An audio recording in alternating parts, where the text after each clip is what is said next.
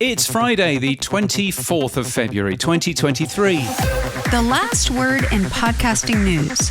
This is the Podnews Weekly Review with James Cridland and Sam Sethi. I'm James Cridland, the editor of Podnews. And I'm Sam Sethi, the CEO of Podfans. In the chapters today, YouTube and podcasting is something finally happening. Nathan Gaithright launches Steno.fm, and finally Apple. But what took so long?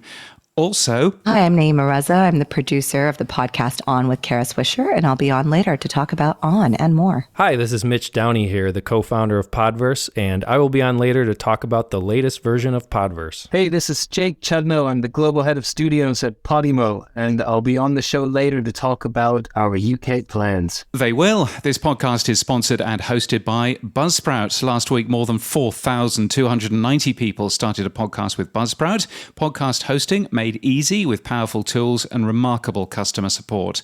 And now you can turn your listeners into supporters with Buzzsprout subscriptions. From your daily newsletter, the Podnews Weekly Review.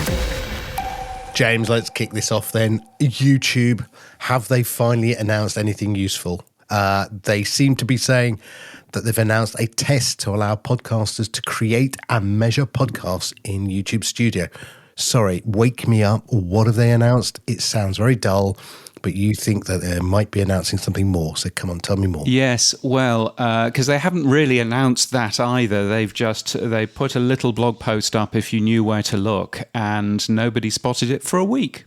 So I think that goes to show how much of an announcement that really was. YouTube's PR person is very aware that I'm a little bit irritated with them for not actually telling the podcast industry. But perhaps all of that has changed by the time this podcast has been released, because Kai Chuck is scheduled to, he's of course the head of podcasting for YouTube, and he's scheduled to speak at the Hot Pod Summit yesterday afternoon as this goes out, but this afternoon as we record. So is Kai Chuck going to say something? I hear that he might be saying something, and I hear that some of it is what we already know in terms of the tests in YouTube Studio, but some of it is stuff that we don't know. So I wonder what he's announced. This bit may be already out of date. Who knows? Well, PodTube's coming, or Ucast. Who knows? That's the new name. That's what they're going to call it. Well, as long as they don't call it after a porn website again, then that would make a bunch of sense. I mean, it's really interesting. Nobody really knows, and so lots of people are making up what might be happening and what might not be happening. If you listen to Todd Cochran and Rob Greenlee on the New Media Show this week, Todd is fizzing. He thinks that YouTube is the worst thing ever. And quite a lot of it is from guesswork around what YouTube may or may not do. Rob, I think, was trying to be much more conciliatory in the podcast that I heard. Hold on a minute, Todd. But I'm not sure necessarily that Rob managed to get... It's like he was in the room. It's scary. Yeah. I'm not sure that Rob managed to get too many words in edgeways. I think that there are possible 3 ways forward. Would you like to know my 3 ways forward? Go on then, James. Hit me with it. So I think... Well, let's just stop for a second, because you probably don't want to know what I thought might be the case when we now know what really is the case. So this is James in the edit telling you what YouTube has actually announced. They have said that they are going to bring both audio and video first podcasts to YouTube Music for users in the US. They also say that they are rolling out podcast creation in YouTube Studio, making it easier for creators to set their videos as podcasts. And they're also saying that later this year, they will offer support for creators to upload their audio podcasts via RSS feeds directly to YouTube. Upload their audio podcasts via RSS feeds does not mean use RSS feeds for podcasters, I should just point out. Anyway, that's about as much as we know from the company. Those that were in the room say that apparently listeners will be able to consume podcasts with a locked screen, which is a feature that is currently only available on YouTube Music to paying customers. Some people say that this will be ad-supported. Also, we heard that the product will unify the audio and video experience for the audience, which is probably a little switch to turn on the video and turn off the video. You can already see that if you use YouTube Music. The main thing is that it is only going to be available in the US for now, which is a real disappointment, really. YouTube is, it's got 80 million people using the YouTube Music app, which is where the podcasts are going to appear. Compare that to Spotify. Spotify has 205 million, but those are global figures. And overall, YouTube has 2.5 billion monthly active users, if you include everybody using all of the YouTube platforms, compared to Spotify's 489 million. So there's clearly a big change there. But one thing I would say is podcasts, because they're being launched only in the US, YouTube are basically copying what Facebook and Google Play Music did in a failed podcast service that is only available in the US. It's what Pandora is using, and Pandora's seeing a declining audience, particularly for its podcasting service. It was a mistake that Amazon Music made when they launched. They now have a massive market share of, just 0.7%. So I don't really understand why this is the case. Podcasting doesn't have local rights issues. It's global by nature, and podcasters can't promote their availability on apps that don't work where their listeners are. And YouTube is supremely popular in many countries across the world. YouTube Music available in many different countries too. So even if it just starts with US editorial and a note saying we're showing you the US page for now, it strikes me that podcasts need to be available in every territory that YouTube Music is for this to be a success. Anyway, let's go back to me and Sam talking about other things from this week on the Podnews Weekly Review. YouTube finally. Well, how about Apple finally? But what took you so long? It seems they've just come out with the next version of the iOS and macOS in beta. And finally, James, it removes the AppleCoreMedia user agent. Okay, come on. What have they done? Finally. Well, so AppleCoreMedia is a thing that your podcast host thinks is downloading your podcast. And that is basically lazy coders who couldn't be bothered to put in some new code that Apple released in the middle of last year that actually identifies their podcast app properly. So Apple Podcasts has, for a long time, been calling itself AppleCoreMedia in certain circumstances, mostly when you're streaming the podcast rather than downloading it. It's not an awful lot. It's not a big deal.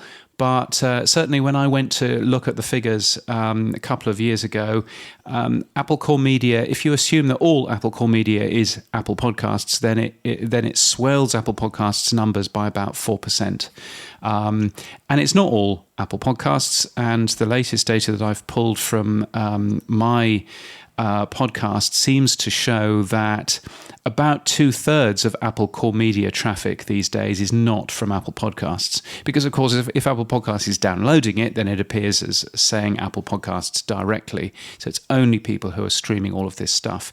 Anyway, all of that is going away because the next version of iOS includes a new version of Apple Podcasts, and that finally, they have added their own code to make sure that AppleCoreMedia goes away, and Apple Podcasts will always be saying that it is Apple Podcasts.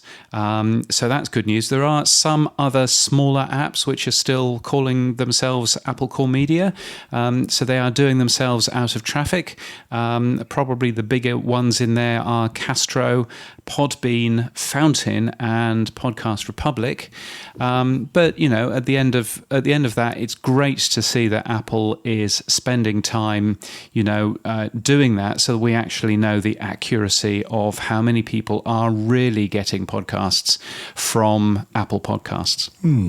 So the naughty step, few people that John Spurlock's named, as you said. Now, that announcement about the new iOS beta had a secondary announcement that got me more excited. I know you're very excited about the user agent, but I got more excited because Apple has finally announced a whole bunch of enhancements around progressive web apps, which I think was really exciting because you can now use the badging API, which means you can get little red dots on your icon. You can use the home screen, so you can put your icon up there. And again, that allows people who don't want to go and create a native iOS app or go into the Apple Store to create a first-class client. And what was even more exciting is now you can use orientation as well. So you can go and have the app appear quite, if you turn your phone, of course, appear, because it's a progressive web app, it will expand back out. I think that's really cool. And that, for me, and say, Podverse, who do a web app as well, would be really exciting. Yeah, it was something that Steve Jobs was very pro initially, and then all of a sudden changed his mind when he realized how much money he could make from apps in the App Store. But I think that, the technology now is there for you to do a really very good progressive web app. Certainly, I've been using the Twitter progressive web app rather than the Twitter app on my Android phone, because Android has dealt with PWAs for a long, long time now. And that's just as good. The Twitter app appears in the share, dialogue. The Twitter app appears in various things. It can see everything on my phone. It's a really good app, and it does alerts and notifications and all of that. So it's great that Apple is finally getting to be as good as Android phones for that individual thing.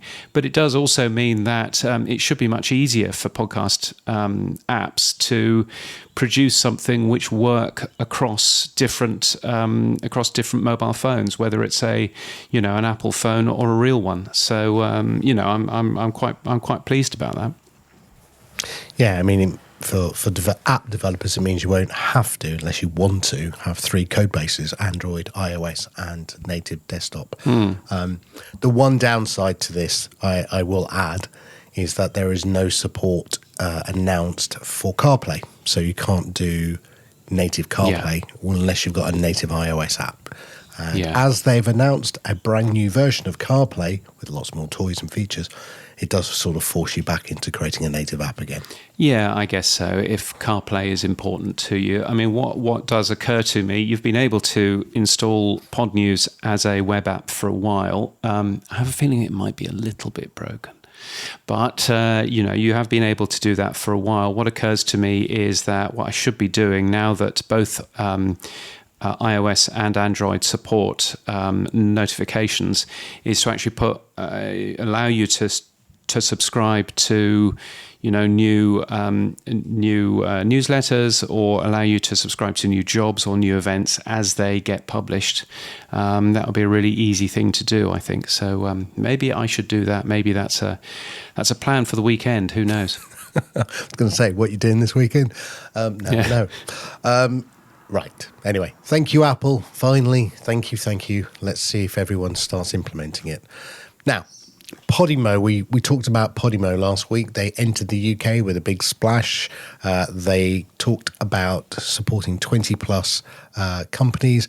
They did something very interesting, didn't they? They reached out to lots of UK production companies, James. Yeah, they did. It looks really interesting and really exciting that they've reached out to a bunch of people, whether it's Listen, whether it's Mags Creative, whether it's Tortoise or Message Heard, or all kinds of people. And as we said last week, you managed to sit down with Jake Chudnow and find out a little bit more about the plans for Podimo. Yeah, so we announced a lot of shows and a lot of great partnerships with production companies in the UK. So Podimo is currently launched in 6 markets, and we just recently announced plans to expand into a few more: Mexico and, of course, the UK. And so that announcement last week was about the number of shows that we're creating with fantastic production companies and talent here in the UK, and I actually have a few more announcements to come. It marks a bit of a different approach to launching than we've taken previously, where we have launched our app, our paid subscription service, and a high volume of exclusive shows all together. Whereas in the UK, we're launching a number of shows which will be free to listen on all platforms globally, with the primary goal of building a large and loyal and meaningful audience for the shows, and see what the market's doing in that time, as well as what type of talent we're attracting to Podimo. So whilst we're eventually aiming to launch the app and the subscription service. We've got a lot of work ahead of us before we do that, and a number of further partnerships and shows to be announced soon. So this must have taken months of work because you've got Message Her, Telltale, Tortoise, What's the Story, Mags Creative. The list is quite extensive. So it must have taken some time to line those all up before you can make this announcement. I always thought Podimo's USP was foreign language. So why come to what is clearly one of the most competitive markets, the UK, and potentially the US eventually, the English-speaking language? Yep, so I can address both of those. I think there's probably two ways to answer the question. The first is the market opportunity in general in the UK. And then the second, as you mentioned, is the specific opportunity for Podimo. I think from a general market point of view, there's of course the size of number of active podcast listeners and radio listeners in the UK, the quality of the production, the storytelling. But then there's the opportunity for subscription in the UK as well. I'd suggest that a lot of production companies in the market and media companies and creators are typically look to the US as to where there are opportunities to grow. And in a sense, they're forced to. The ad rates in the UK growing and quickly growing, but still not yet big enough for an average creator or platform to make a return on a significant investment. Whereas subscription doesn't require as large of an audience to monetize the show. So the dream, of course, is to be creating global hits enjoyed by everyone around the world, but the more sustainable future is one where creators of all sizes can make a living by creating for an audience specifically where they're based. So the industry has embraced subscription on the show level in the UK as a way to support individual shows to date, but less so in a subscription service with a high volume of exclusive shows like Podimo. So we have a lot to prove in that sense. But then there's the opportunity specifically for Podimo. So as you mentioned previously when you spoke to our CEO, Morten, in November, you predicted we wouldn't launch in an English-speaking market. I did indeed, and clearly I'm wrong. I'd say kind of 5 things as they relate to us and why that's not necessarily breaking our strategy. The first is, if we want to raise the ceiling of how far our company can grow, we do need to be in the English language eventually. And given our European footprint to date, the size of the UK market, the comparative cost to entry, it makes sense that we're starting with the UK, if we're thinking about English language. But the second is that our model actually hasn't been specifically non-English. It's been local first. So we're not breaking that local first approach by entering the UK. And I think if you look at a snapshot of the top 50 today, I haven't done this, but if I did, I would guess that somewhere around 40 to 50, usually closer to 50 of those shows on the charts in the UK were made by, production companies and talent in the UK. So that, in that sense, we're not breaking that local first model. And then the other 3 are, I mentioned it before, but low ad rates are an opportunity for subscription, as I mentioned. And also, we think about the content cost compared to other large European markets. The required investment level is pretty similar to markets like France, as an example. And then the last one is that we're already alive and running in the UK. We have been producing shows in a smaller scale for years here in the UK, and we've got meaningful relationships with a lot of the production community and a few hit shows already. So the UK makes sense for a lot of reasons. Why did you go and partner rather than build internally these shows? What did you gain from the partnership rather than internal self-creation of IP? So we actually are bringing a number of our own shows to the market as well, which we're further down in the announcement, but we're translating a number of our hit shows that came out of my studios team that were born in other markets and will make their English language debut in the UK. But the approach to partnering is probably twofold. One, we don't yet have the team on the ground here. We'll be building that up. It's a kind of medium, long-term pre-launch approach for us. And the second is, once we are alive in a subscription service here, will be a service for all creators and listeners. And I think it was really important for us to take that approach in the announcement that we're sharing the space with our production partners. We're celebrating them. They are amazing. They deserve to have that space. So these are production partners that do create podcasts for a lot of other platforms and don't get mentioned as much. So it felt really important to us to take that approach. Will you be announcing more partnerships? We will. Okay. No one's listening. Go on. You can say what you like. We will, yeah. Like I said, this pre-launch phase, if we call it, is a medium long-term game for us. So we announced a number of partnerships last week, and in the next few months, we'll be announcing a few additional ones with some notably missing production talent in that first announcement. So Podimo itself is growing rapidly. You have a global head. I've looked at everything that you've grown into. It's Central European, UK, Mexico. Will you go far east? Where do you see that market, or America? Which way would you go, east or west next? Yeah, I think we have a lot of room for growth in our home territory, which is Europe still. There's a lot of European markets, both big and small, that I think make sense to launch in before we start thinking really far outside of that. Latin America and Mexico specifically, which was announced recently, made a lot of sense for a number of reasons. One is that we already are making a lot of shows in Spanish. Of course, we're taking that local first approach to making content in Mexico for a Mexican audience. But I think the feeling is that we have a lot of room to grow in Europe before we think very ambitiously outside of it.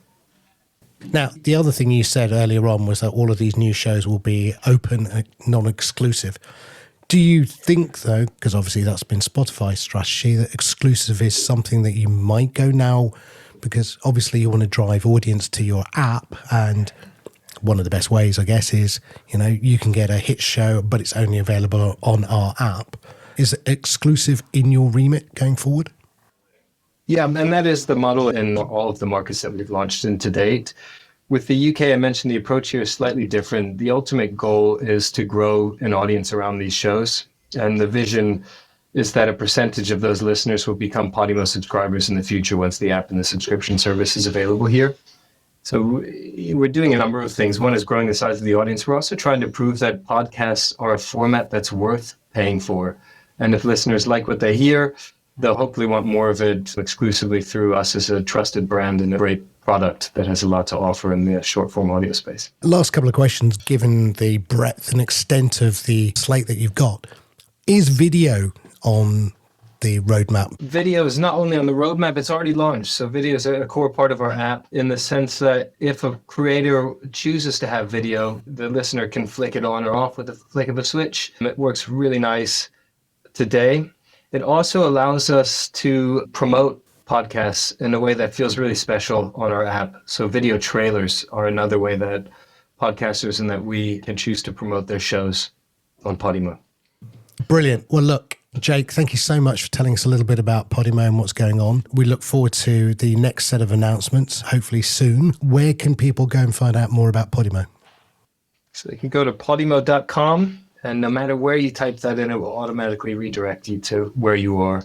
So if you're in the UK, you'll get some UK-specific information and where to sign up for updates on when we have them. Jake Chudnow from Podimo. They are hiring a lot of people right now. If you want to see exactly who they're hiring, podjobs.net is the place to go, where you will find all of the jobs. I just said podjobs.net. What I really mean is podnews.net/jobs. Can you tell what the plan might be in the future?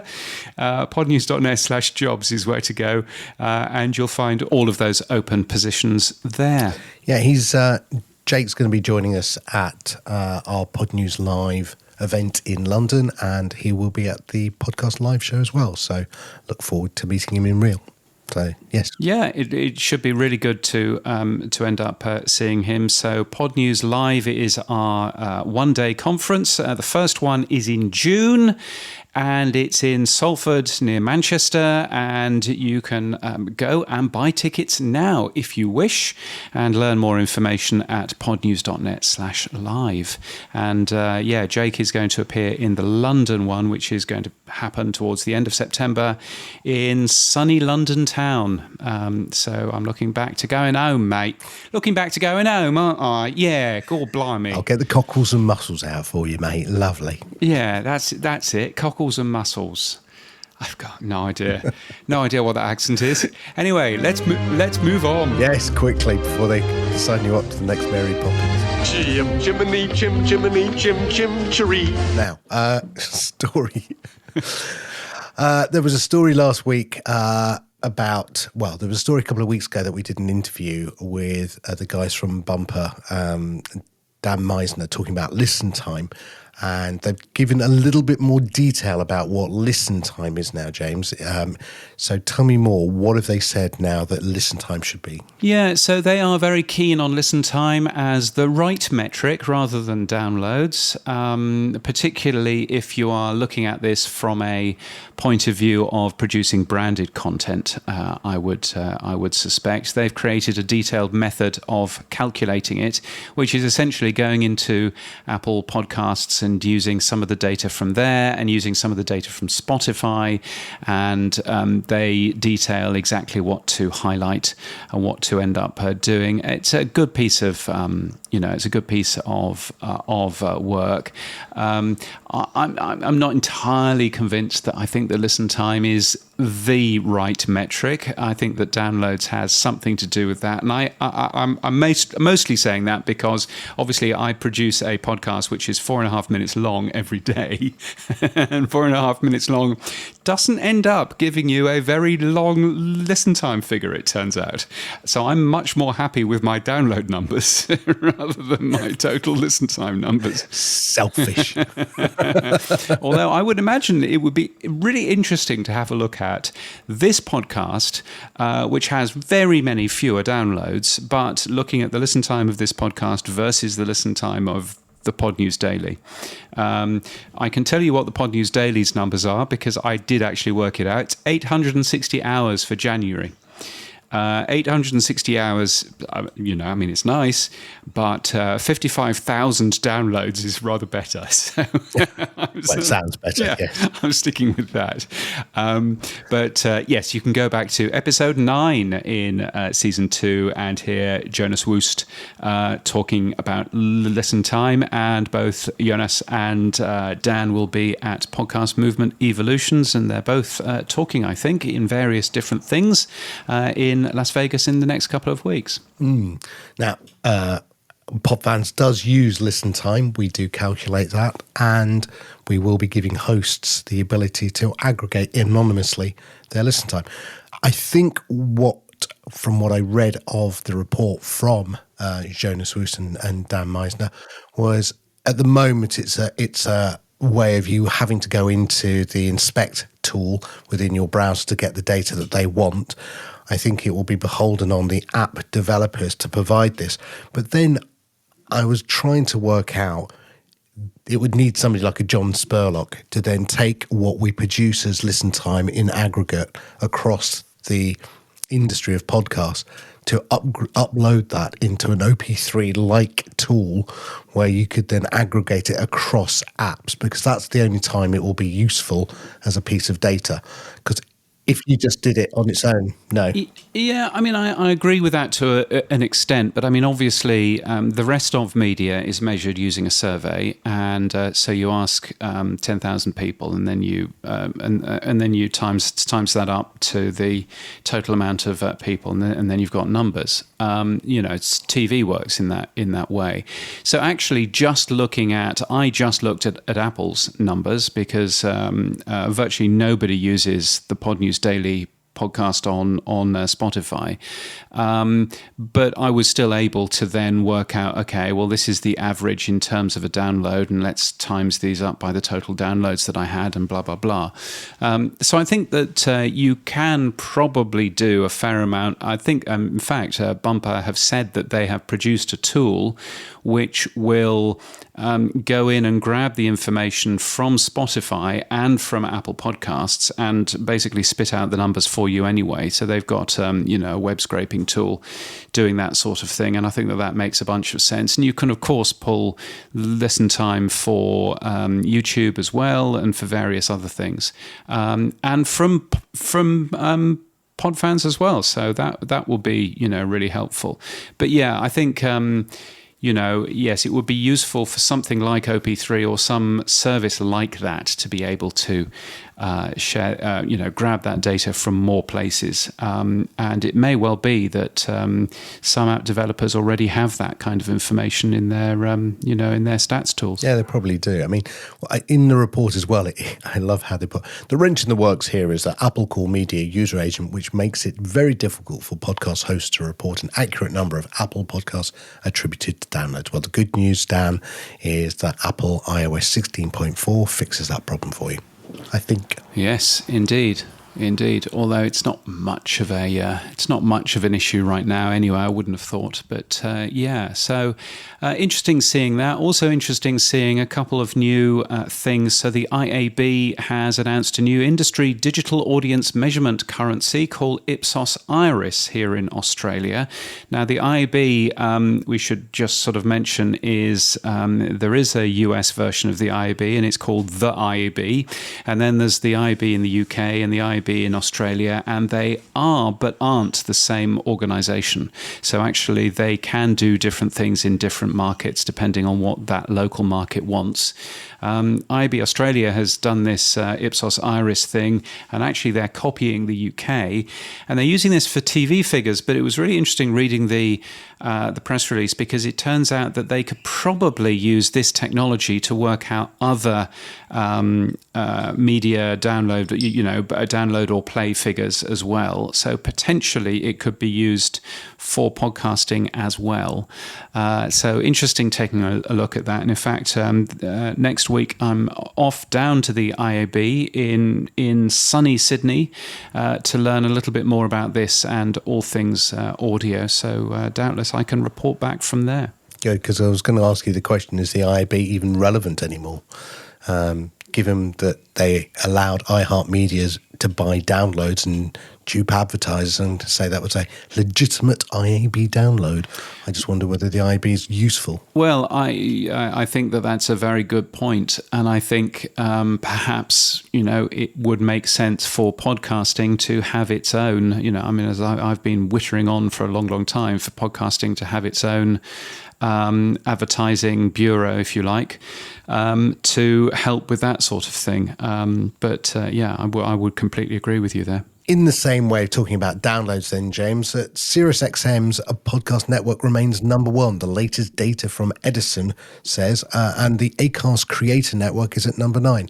Again, how do they calculate these downloads, and why are there so many different ones? I'm always confused every week when you mention it anyway. Yes, I'm always confused. So you've got things like Podtrac and you've got Triton, who are participating publishers only. So you have to sign up with them, and then you give your server logs to Triton, or you put a redirect on the front of your audio for Podtrac, and then they work out how many listeners you've got from that point of view.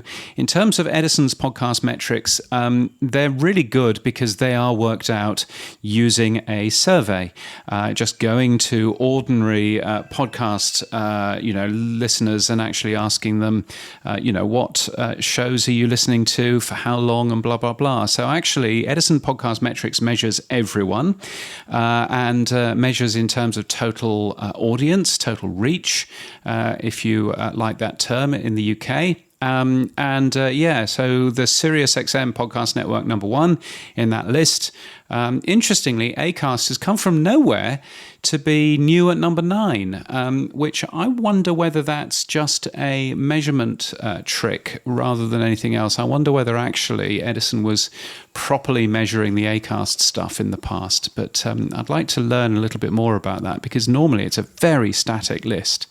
And for somebody to be new at number 9 is really quite interesting. But yeah, that's how it's worked out. It's worked out by asking 10,000 people every 6 months what podcasts they're having a listen to, which is not particularly good for the top 2,000 podcasts, but is really good for the top 50.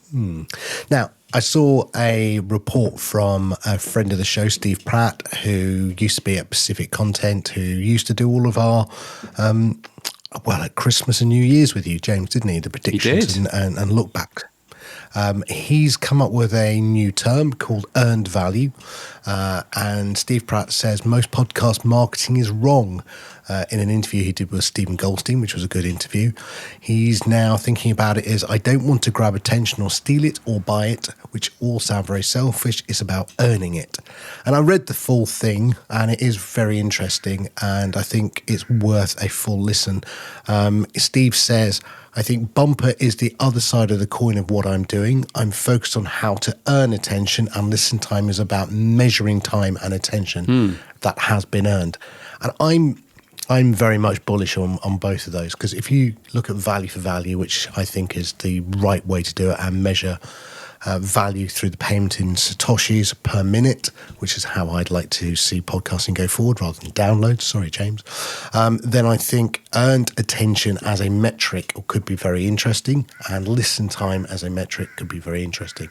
It's very early for both of them, but I think they're both onto something very interesting. Well, Steve is coming on to this very podcast next week to talk about how to earn value from podcast listeners. So I'm looking forward to that. And he will also be at Podcast Movement Evolutions in Las Vegas. So we will both be seeing him there, which should be fun.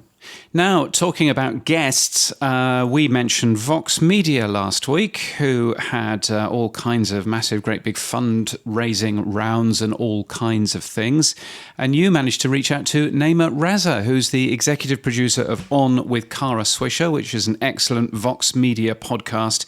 She said all kinds of things, including this. Kara and I have been making an interview podcast since 2020 together, right? And this new iteration at On is different. Format-wise, we've been doing a lot of format experimentation. I'm a producer who's on the air with Kara.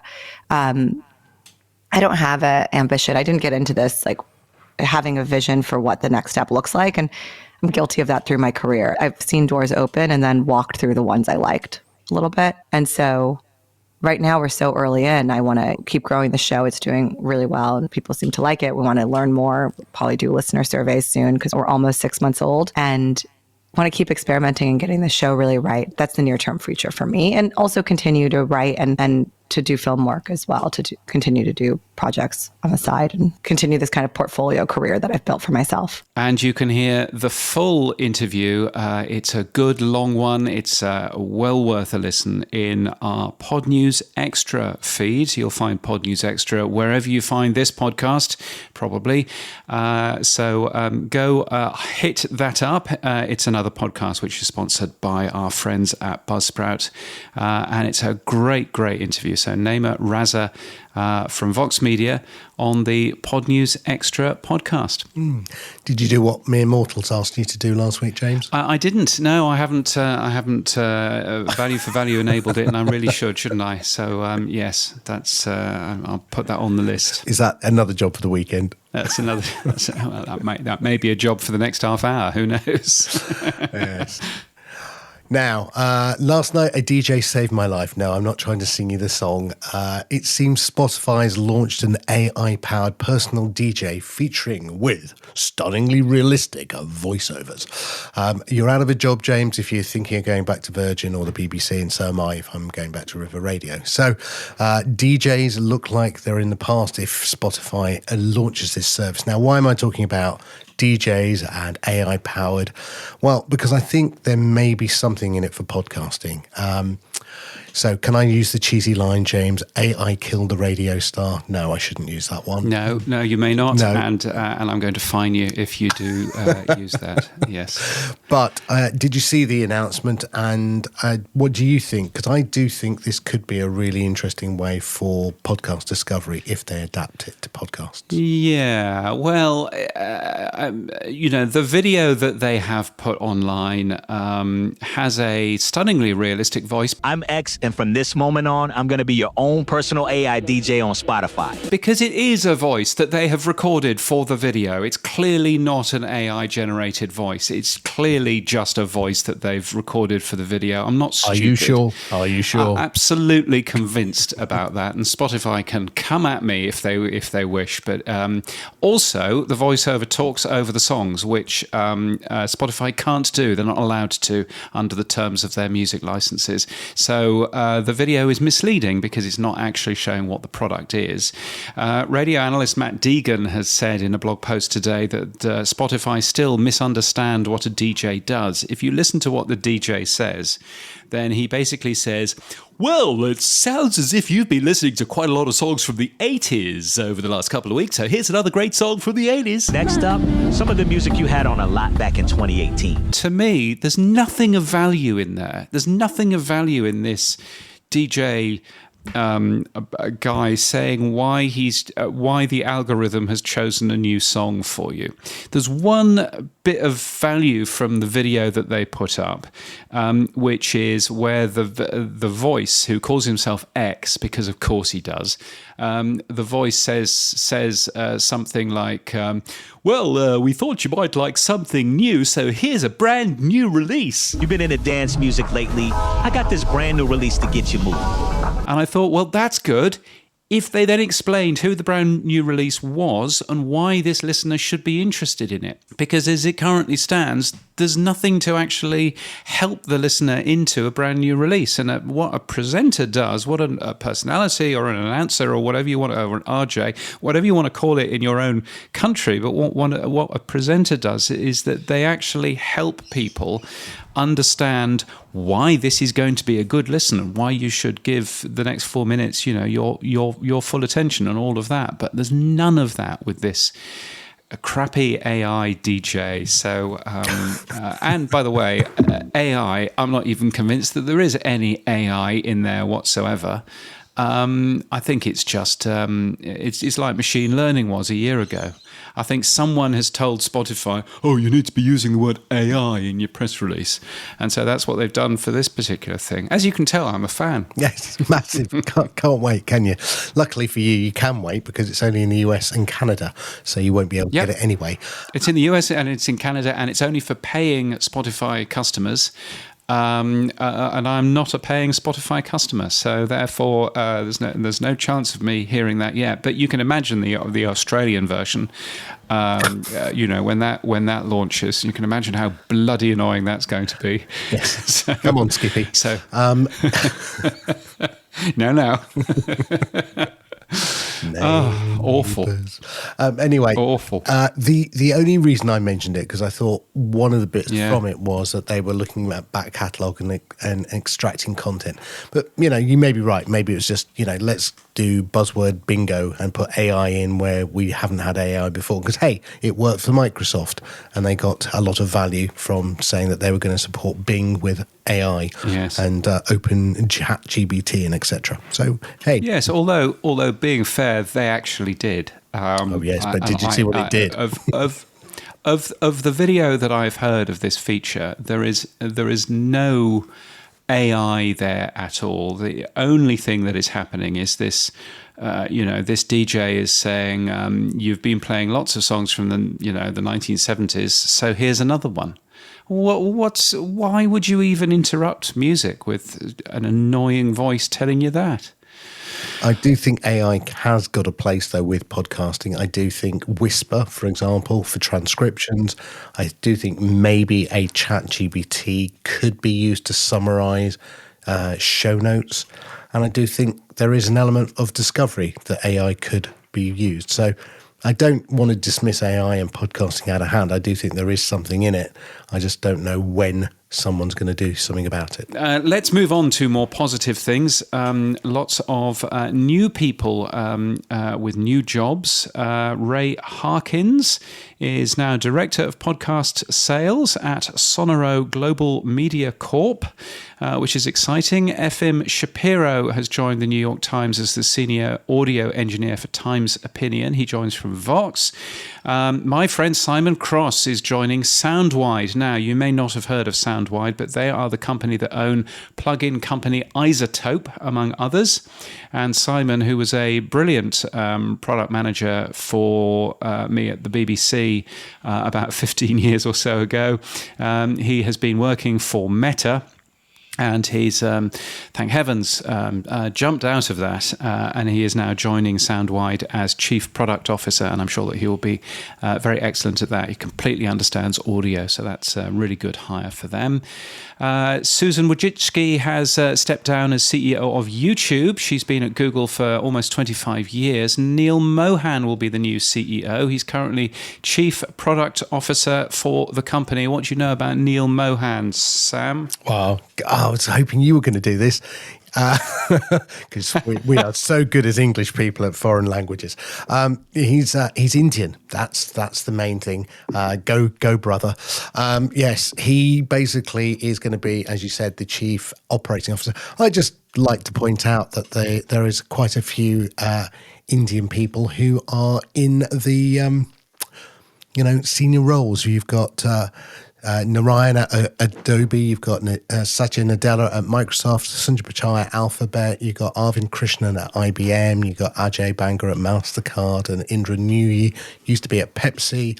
The list goes on, and Lakshman Narasimhan, who's at Starbucks. So I think we've got a list of some very interesting Indians running some very big American companies. I'm very proud. Yes, you're taking over the world. Really,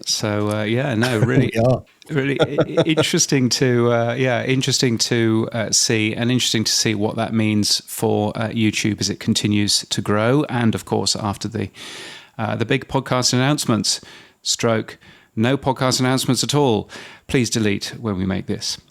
Also, less than a month after Spotify podcasting head Dawn Ostroff announced her departure, Max Cutler is also leaving the company. Now, he was theoretically the person who oversaw Joe Rogan's contract. I'm not convinced, but nevertheless, that's apparently what he is. Maybe he was overseeing Joe Rogan's contract after Dawn Ostroff left. But whatever. He's not getting replaced, which I think is interesting. So Bill Simmons will have more of a focus on podcast monetization. Brian Thoenson will be looking at third-party content partnerships, which I guess you could call Joe Rogan, or although is Joe Rogan licensed exclusives? Because if he is, then Julie McNamara will be Joe Rogan's theoretical boss or client or whatever. Not quite sure what's going on with Spotify. They also have a big announcement in about 2 weeks' time, right in the middle of podcast movement, because that's how much they care about podcasting. They're making a set of big announcements in Los Angeles. But anyway, that will be all will become clear in the next couple of weeks. And we'll also have an interview with Dave Zorup from that announcement. So we'll find out from the horse's mouth what they have to say. I did find one last piece that was interesting in the announcement of Max Cutler going. Some of the analysis was many founders of podcast companies Spotify acquired have left the company over the past year, including both Gimlet co-founders, Megaphone co-founders, and Anchor co-founder, and now Max himself, who founded Parcast. Why did they take all these brilliant, intelligent entrepreneurs who clearly have done well because Spotify acquired them? And why doesn't Spotify just stick a load of money on the side and say, hey guys, look, instead of twiddling your thumbs for 3 years just waiting for your cash out, why don't you go and start your next project and we'll fund it for you and incubate you here in Spotify? That would be more use to those people rather than them sitting waiting going 24 days left to go and then I'm leaving. Yes. So that's interesting. And also, and I thought that this was funny, Osha, which is a French podcast hosting company, which is also now big in the US and various other places, has a new CTO, Nicolas Defranou, who now, according to their press release that they sent me, joins the company from Google. But, of course, whatever I do when I get a press release is I actually have a look at the LinkedIn. And yes, Nicolas did work for Google. He left in 2015 and he was working for DoubleClick. That's not really working at Google, is it? So great. He didn't have sushi, but he wasn't at the sushi bar. He wasn't at Google. 8 years ago does not make it joins the company from Google. Now, if you're looking for a job, Podnews has podcasting jobs across the industry and across the world, and they're free to post. Podnews.net/jobs. The tech stuff on the Podnews Weekly Review. Yes, it's the stuff you'll find every Monday in the Podnews newsletter. Here's where we do the tech talk. We will whisk through some of these. Firstly, very exciting, the Podcast Index website now has cross-app comments for individual podcast episodes. If that's been enabled by the podcaster, then you will see them. So you can go and have a look at the Podcasting 2.0 podcast, for example, where you will see lots of comments. Or you can go and have a look at the Podnews Daily podcast, where we've enabled it, but no one leaves any comments. So I wouldn't waste your time on that. We can't enable cross-app comments on this podcast because we're hosted with our sponsor and we're delighted with them. But they don't support that. So that's why you won't see them on this very podcast, but you will on some of the others. That's a very cool new piece of functionality, which is really nice. Let's shift on then. Visi Studio has added YouTube video. What excellent timing as an output to the company's popular podcast enhancement platform. If you remember Visi Studio, and we've had Nick on in the past, adds visual chapters to shows. They work on podcasting 2.0, podcast apps, also on Apple Podcasts, because it actually puts the chapters back into the MP3 file as long as your podcast host doesn't rip those out. So they've launched YouTube as another method of getting that out, which is very cool. Listen Notes, Wenbin has been busy. He's launched both a thing called Listen Clips, which is a tool to create podcast clips for free. Would be really good if he had used the podcasting 2.0 standard for that, but he hasn't. And he's also launched something called Microfeed, which is a interesting looking content management system, because of course everybody needs a new content management system, and this is his, and it hosts on Cloudflare. I think my understanding is it's a serverless content management system. Why it's important here is that it can host a podcast as well, and it produces an RSS feed, which is very nice. And he launched a new version over the weekend, which was quite nice. And in case you're wondering, the Trade Secrets archive website, which you'll find at tradesecrets.archive.podnews.net, snappy, that I used Hugo to build, and that's on just a AWS S3 bucket, so it's really easy and simple to sling a relatively static site up there, but that's what I ended up using, and it looks as if Microfeed is much the same but runs on the Cloudflare service as well. What else have you seen in terms of tech news, Sam? Well, Memento is an AI-powered tool for podcasters, and is it really? No, it is. That grabs the best shareable clips of podcasts, produces transcripts, and automates social media. It sounds very interesting. It became publicly available today and has a fancy video, which has a no DJ in it. It has a fancy video, to give you an example. So that's Memento's AI-powered tool for podcasters. Yes, which is all very exciting. What else? Podcastage's Bandrew Scott. That's very easy to say, isn't it? Podcastages. Anyway, Bandrew has demoed and reviewed Adobe Podcast's audio noise reduction and treatment tool, which is a really good tool. It's a very cleverly done tool, which works very, very well indeed. The slightly weird thing about it is that it does make you sound a little bit robotic. So from that point of view, it's just a little bit strange. And he's got this little bit in the video where it's him talking in front of the camera, and he just sort of changes the way that he changes whether or not you're listening to the standard audio or to the audio through this service. And it's a very strange effect. Just sounds a little bit weird, but it's well worth a watch of that. Taking a quick peek at that. Talking of weird voices, you used a tool called Revoice this week, didn't you? I did, yes. It's a new service called Podcastle called Revoice.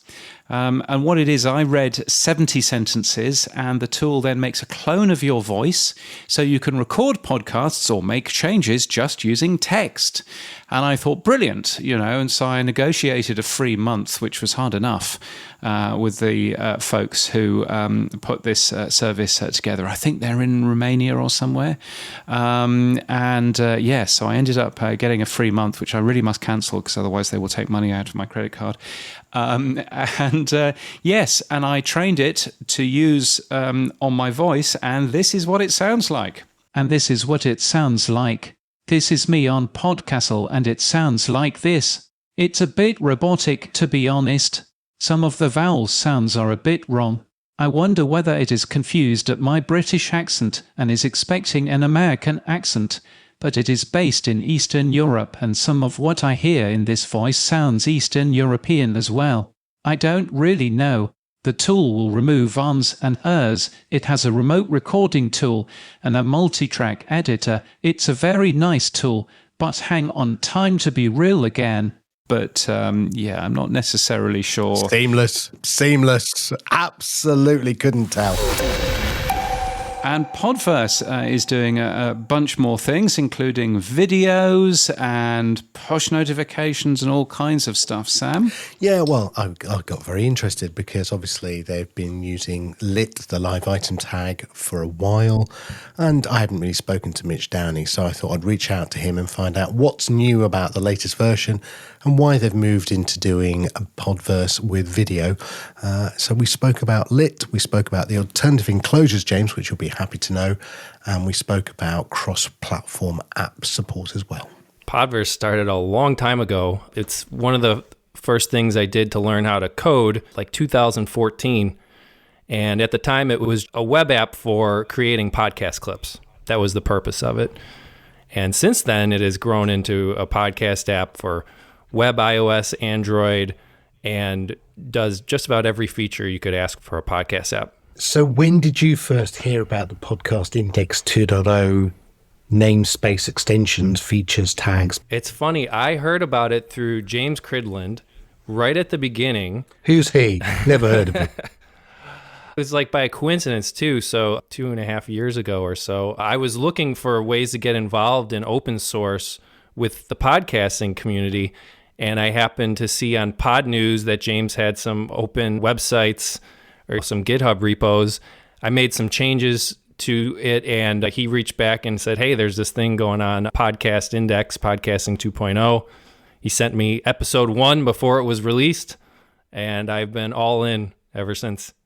And it's been a wonderful 2 years. I think I joined James a couple of years back on what we then called Podland, and it was great to just see the evolution of the podcast namespace. Now, apart from the things like the person tag, the location tag, all of those tags, you have been one of the earliest advocates of the live item tag. Certainly the one I use every Friday night for listening to the Podcast Index show with Adam and Dave. When did you go, I'm going to implement this, and how hard was it to do for you? Sure. Well, we pretty much jumped on it as soon as we could, as soon as it was made into a spec by the community.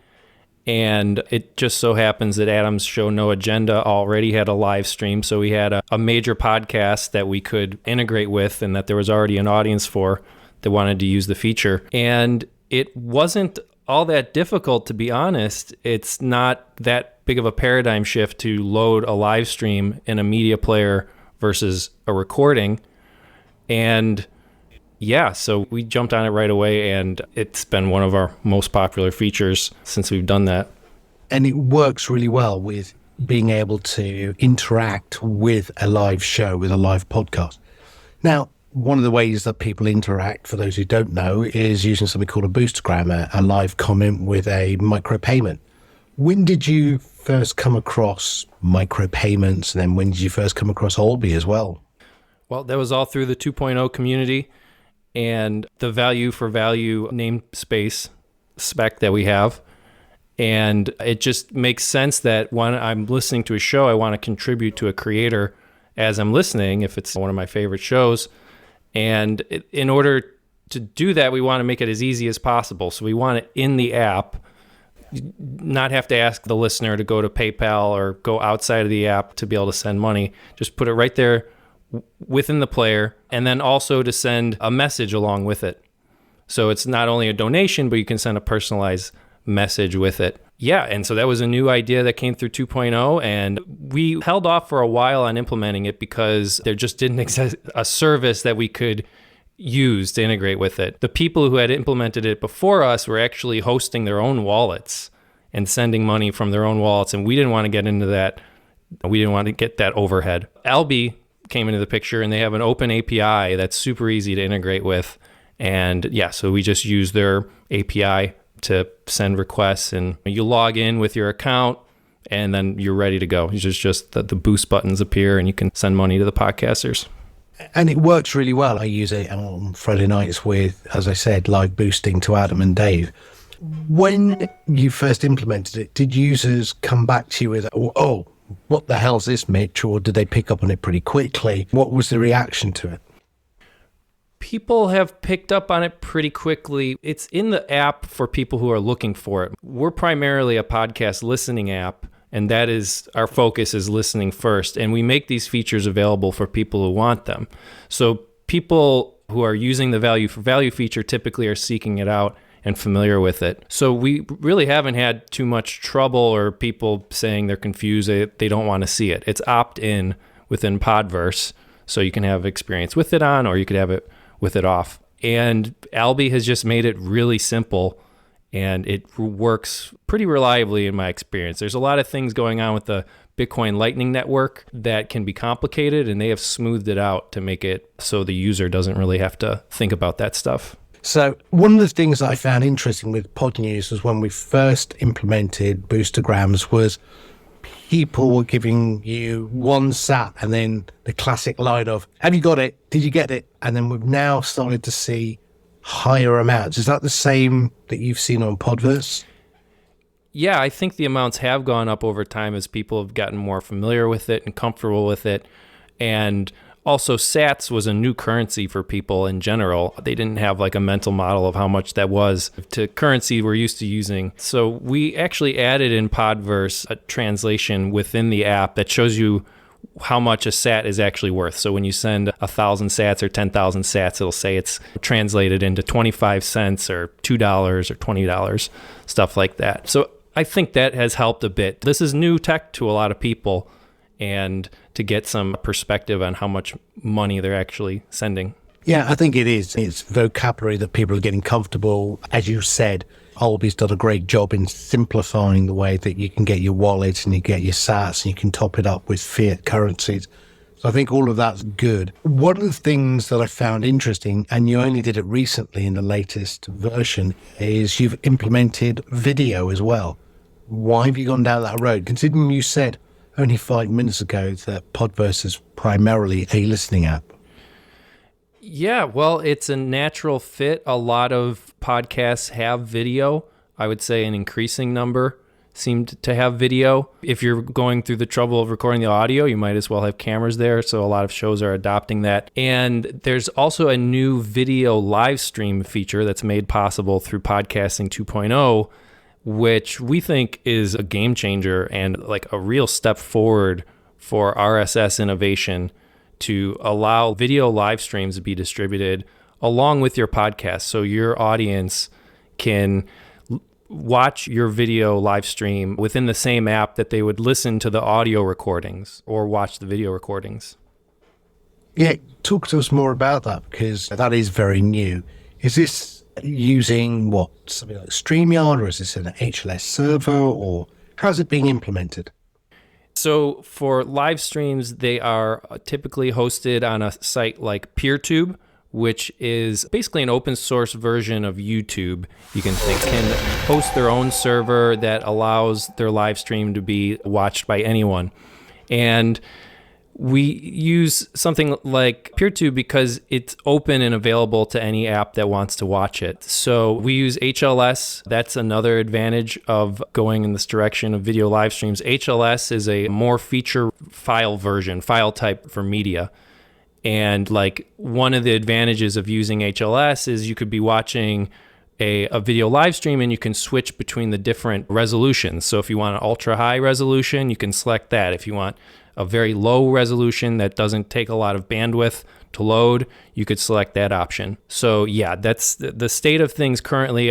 People are pretty much up to figuring out their own live stream server where they want to use it. But yeah, PeerTube is one of the best options available currently for it.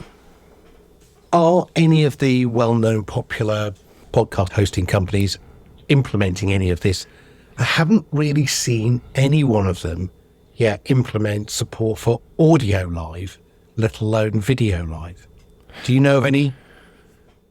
To my knowledge, I'm not aware of RSS companies hosting the streams themselves. I know Blueberry is supporting video live streams and the lit tag within the RSS feed.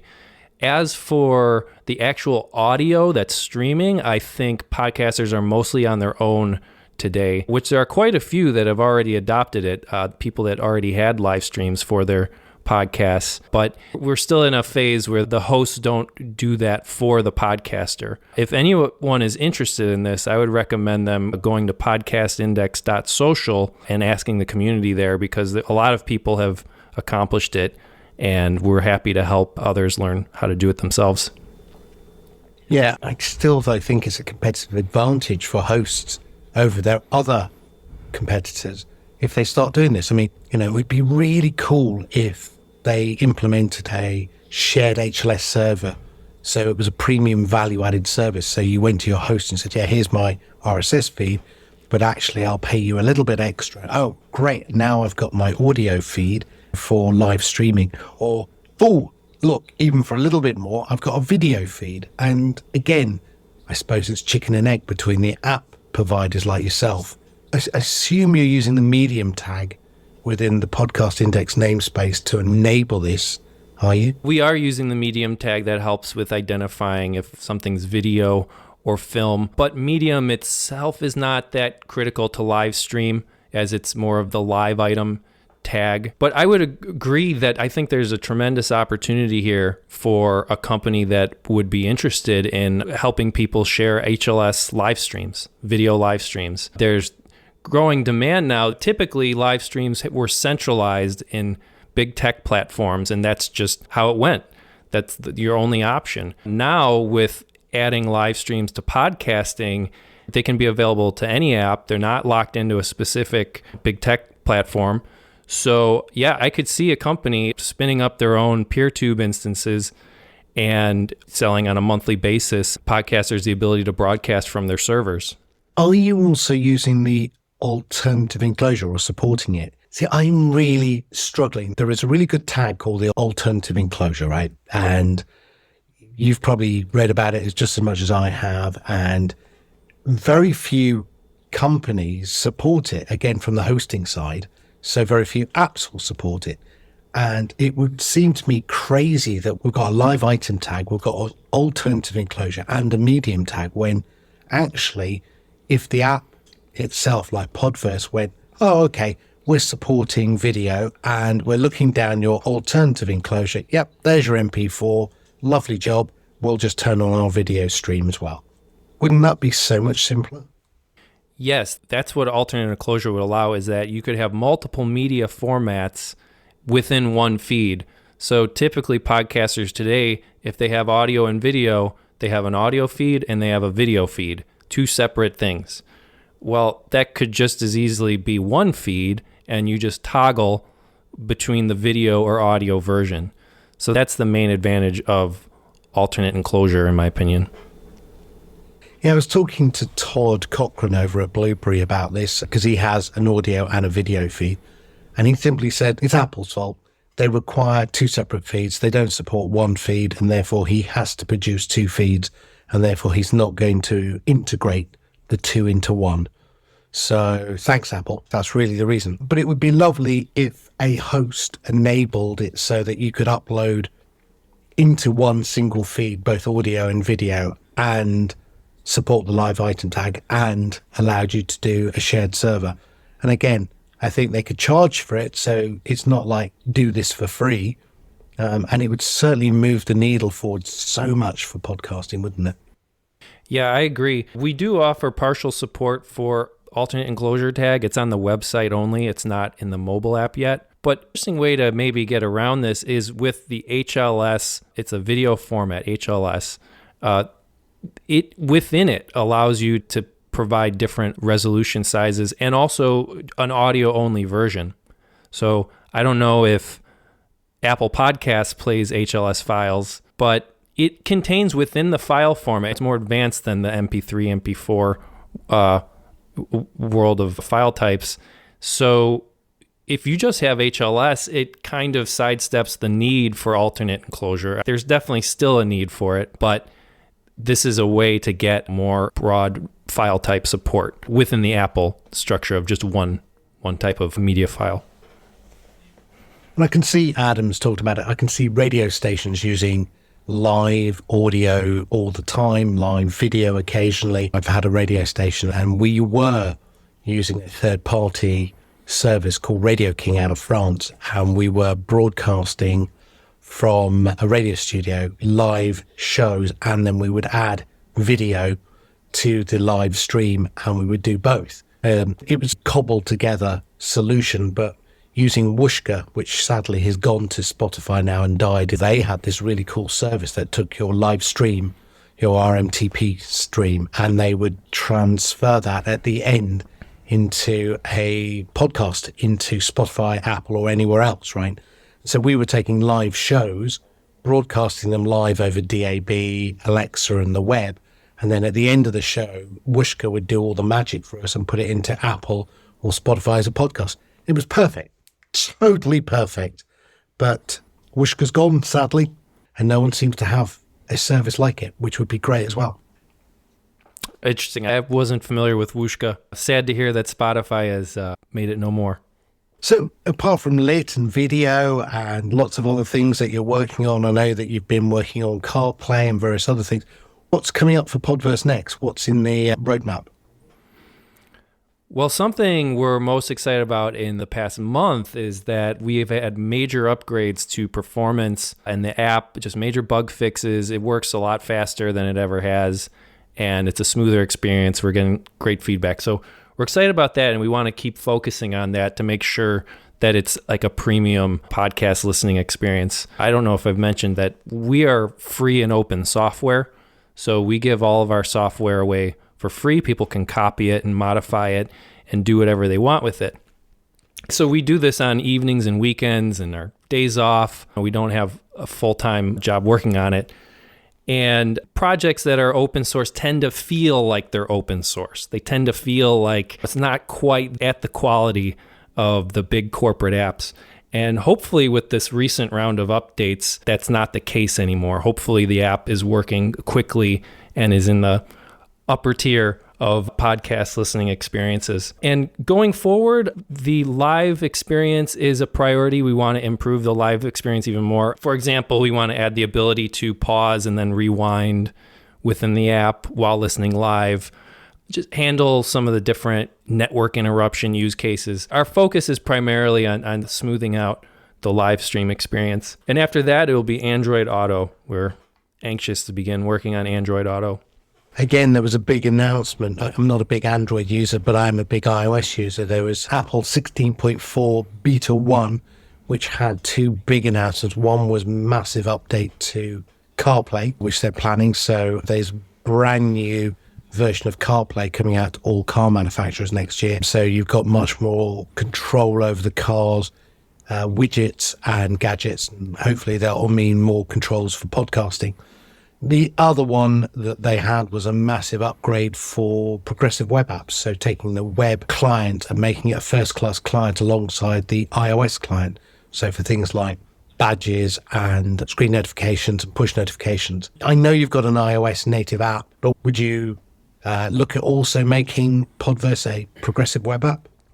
We definitely would look into it. And to be honest, I haven't done much research on it because it hasn't existed in the realm of possibility on Apple until coming soon. But yeah, we'll look into seeing what we can do to maybe minimize the file size needed by the app, or let people have a more custom experience by using it without having to download it through the App Store. We'll look into it, but I don't have any clear plans on what we would do differently with a progressive web app. I will say, when you go through the App Store, it's more closed down in what features they allow. And should a day come where there's features we want to add in the mobile app, but Apple doesn't allow it in the App Store, maybe progressive web apps would allow those features to still exist and be accessible to users. So I think it's a very good thing that progressive web apps are allowed. I think they should be, just part of having any device. So it's encouraging to see. I don't see a use case in the short term for us, but it's a great step forward, I think, for Apple if they're embracing PWAs. Transcripts. How do you support transcripts today within Podverse? We parse the transcript tag provided by Podcasting 2.0. And so the podcasters will release their own transcript that they include with their show. and we parse it and load it within the app. And one of the nicest parts about having transcripts is that you have searchable written version of the show. So if you're listening and you hear a moment that you liked or you want to go back to it later, you just open up the transcript in the app, type in a search term, and then tap the match result that matches the word you're looking for. Yeah, and that's been a great boon for people finding stuff. Will you look at automating any of that? As in, there's a lot of chat right now about AI and Whisper and the use of Whisper to automate some of the show notes, or automate with ChatGPT some of the show notes, but automate the transcription element because I think James said only about 1% of podcasts currently come with a transcript. So is there any in your thinking about automating these services? Automating it as in we would generate the transcript. We don't have plans like that, and it's hard to see where it would fit in with our approach because we have to minimize our expenses as much as possible as an open source company. And transcriptions, if either it's done by AI or it's done by people, there are costs involved in the process. So I don't see us translating them ourselves, but there might be services we could integrate with that specialize in that we send them a signal or say, hey, people are trying to listen to this show. Can you provide a transcript for it? We're open to integrating however we can because transcripts are important for accessibility, but I don't see us handling the costs of translating 90 million episodes or whatever we're at in our database. Yeah, exactly. Now, how do you fund this then? So do you take a fee from the Satoshi payments?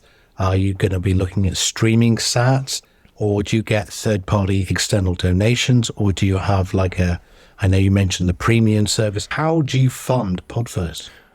Well, since we're free and open source software and we don't add ads, we don't sell people's data, our only revenue model is premium memberships. So we sell $18 a year premium memberships, which give people more advanced features in the app. And we also follow the value for value model. So if anyone wants a premium membership, but it's out of their budget, just send us an email and we'll give you a year for free. But yeah, our primary and pretty much exclusive revenue model is that for the listeners to give us a membership fee. That makes sure that we work for them and not for advertisers or corporate sponsors. We want to keep our focus on delivering what is good for our listeners. And I think that's a great way to look at it. I think focus on the listener first, and then the other stuff will follow.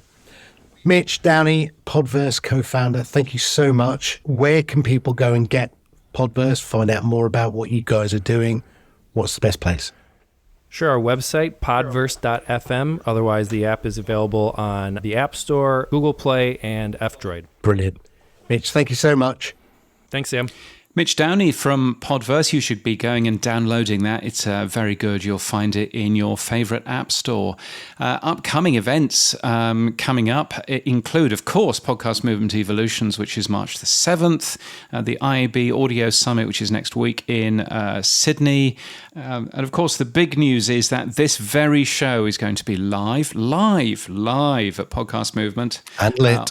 We've been given, well, it won't be lit because it won't be live on the internet, but it will be live at Podcast Movement itself. We've been given the big stage, Sam. The big stage. Adele's got the night off. Excellent. I've always wanted to do the big stage.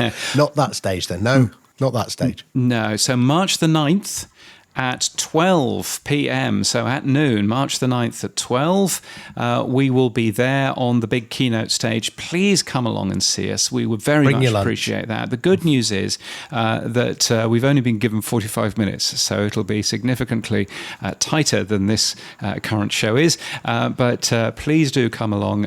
We would love that. The Podnews Weekly Review live at Podcast Movement Evolutions. And of course, the other big news is Podnews Live, which is our full-length day-long conference. We have announced a few speakers so far. We've announced the date, which is June the 13th in Salford. And Manchester. You can learn more information at podnews.net/live and also buy tickets if you are so inclined. It's in the Lowry Centre in Salford. Among the speakers, Mike Newman from Audio Boom, Michael Carr from Crowd Network, Mark Asquith from Captivate. All right, mate. Vic Elizabeth Turnbull from Mike Media, Ian Forrester, Sam speaking, I'm speaking, Kate Cocker's speaking, all kinds of people are speaking. We do hope that you will come along as well. That's June in the north of England in Salford near Manchester. Indeed. Now, I found an interesting event that is in Birmingham in the middle of the country, which I hadn't heard of. I have heard of Birmingham. I meant to say I haven't heard of the event. Yes, before people write in and tell me it's in the middle of the country. Tickets for the Birmingham Podcast Festival 2023 are now on sale, and I'll put a link in the show notes. It's on the 22nd of April, and they say a podcast festival that reflects the super diversity of Birmingham by representing across race, class, and regional accents. Hey up, duck. Well, that sounds really great. And there are more events, both paid for and free at Podnews. Virtual events or events in a place with people. Podnews.net/events. Boostergram Corner on the Podnews Weekly Review. Oh, it's our favourite time of the week. And yes, if you are enjoying this show, it's always good to get some nice boostergrams. Dave Jackson, who is excellent, who is again speaking at Podcast Movement Evolutions, he sent us 10,000 sats, which is a good amount. Thank you, Dave. And he says, great show, lads. Thank you, Dave. That's very kind of you. Who else has sent us stuff? Our good friend Kyron from the Mere Mortals sent us the Row of Ducks 2222. He said, drinks on Adam. Now, can I clarify this? Because Adam got upset with us again. Did he? Yes. How could he have got upset with us for what? Well, because you intimated that we're going to be doing drinks in Vegas, which we are, and we'll be announcing what we're doing and where that is shortly. But the way that he interpreted what you said was that we're going to an English bar and it will only be for English people because that's how he took it. And it's not, we are going to have all and everyone is welcome. It may just well be an English bar with English beer is what we were trying to suggest. Yes, and then exactly. The other one was when you suggested that the beers might be on Adam, I think he was like, well, not if it's only for English people. So I think, Adam, can I just clarify? We're having a drink where anyone from any nationality is more than welcome. It just happens to be in an English bar in Vegas. Yes. And we are gratefully going to use the sats you've given us to power and pay for the beers at our live show event. So that's what we're doing. Yes. Yes, why on earth? How on earth could we have just English people? It would just be you and me and probably, I don't know, Mark Asquith or somebody. All right, mate. He sounds nothing like that. I don't know why I'm doing that impersonation anyway. So that's going to be good. That's on. That's going to be on the Thursday night. Is the Pod News drinks, and there'll be more information on that somewhere shortly. Yes. Possibly in Pod News, although if I put it in Pod News in the newsletter, then then people might turn up. Yeah, no, this is the 9th of March that we're doing it. So, yes, we'll put some more info up later. Yes, that will be a good plan. And yes, we will be spending some of the sats that Adam and that Dave and that many other people have sent us. And we're very grateful to everyone. 1 pint and 50 straws. That's all we're doing. Well, yes, American prices. Sitch Radio sent 1,000 sats over, and he says, showing a colleague how badass Fountain is. Go podcasting. Go podcasting indeed. And Sir Pete sent us a big row of ducks. One more duck than Kyrin. 22222. Love the show. Love is lit. Love is lit. Yeah, I think he wants us to go live. We are going live, but we're not going lit. Yeah, we're going live at Podcast Movement Evolutions, but we're certainly not going lit. That would be a mistake. My goodness. I mean, you know, if you had actually been sitting here during the recording of this, then you'd be going, why on earth am I listening to this being recorded when I could listen to the slightly less rambly one once it's been edited? And one more thing. I I am also speaking at Podcast Movement Evolutions, going through the Podnews report card. Now, the Podnews report card is a thing that we started doing last year. We're doing it again this year. It is basically all about getting feedback from you, people that make podcasts and people who listen to podcasts. And we want to find out what you like and what you don't like about individual platforms. That feedback goes back to the podcast platforms, apart from Spotify, who don't care.